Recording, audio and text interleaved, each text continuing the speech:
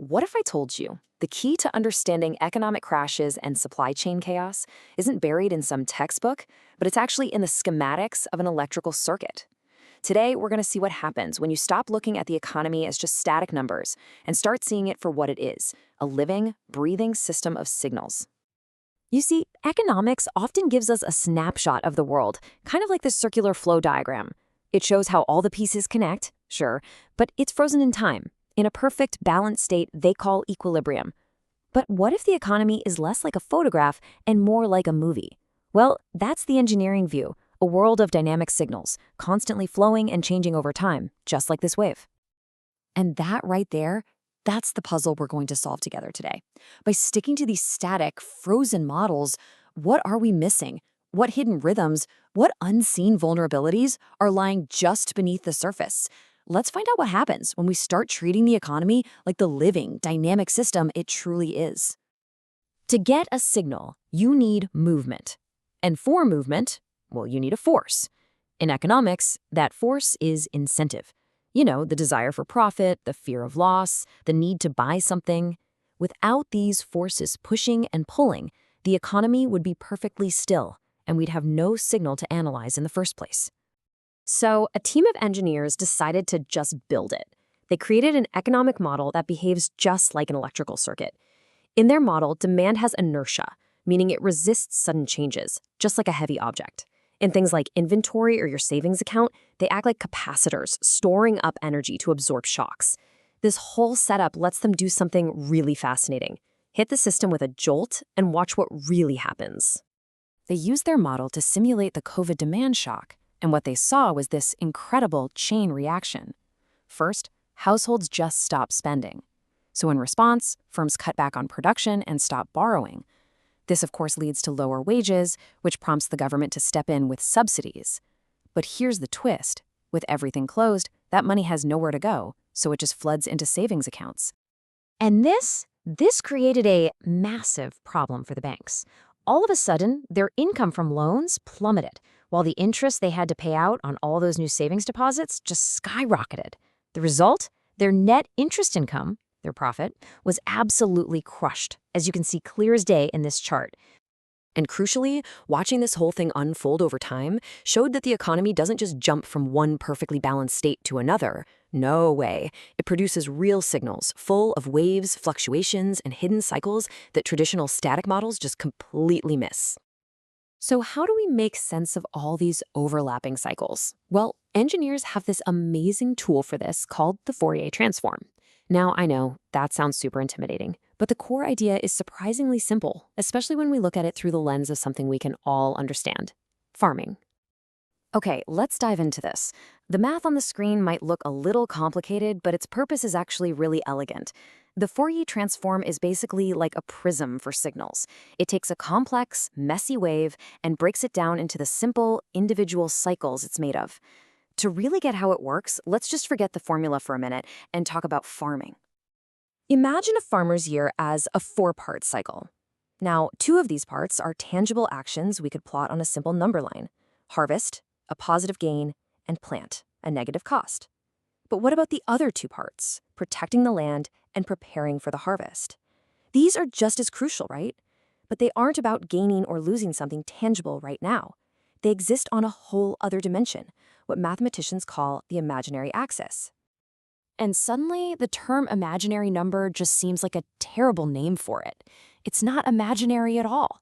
It's a way to describe a part of a cycle that is absolutely real, the parts that involve preparing and protecting, not just giving and taking.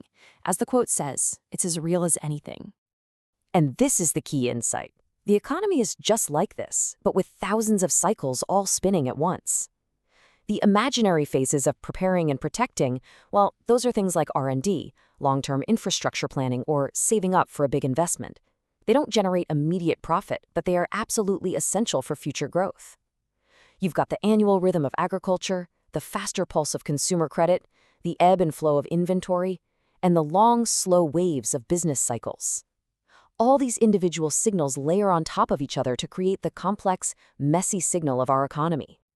All right, so now that we can break down the economy into its component cycles, let's add another layer. What about the value of things over time? For this, we're going to turn to another engineering powerhouse, the Laplace transform, and it's going to help us unlock one of the most fundamental ideas in all of finance. The core idea here is present value, and it's simple. Money you got a year from now is worth less to you than the same amount of money in your hand today. Why? Well, because you could invest the money you have today and earn interest on it. It's as simple as that. This process of working backward to figure out what future money is worth today is called discounting. So, as you can see on this timeline, that promise of $100 in 5 years might only be worth $78 to you right this second. So what is the Laplace transform? Think of it as a superpowered present value calculator.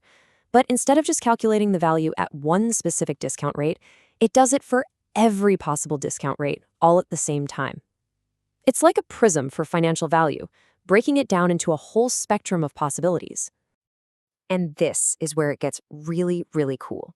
This slide shows how a standard engineering lookup table becomes this powerful financial decoder.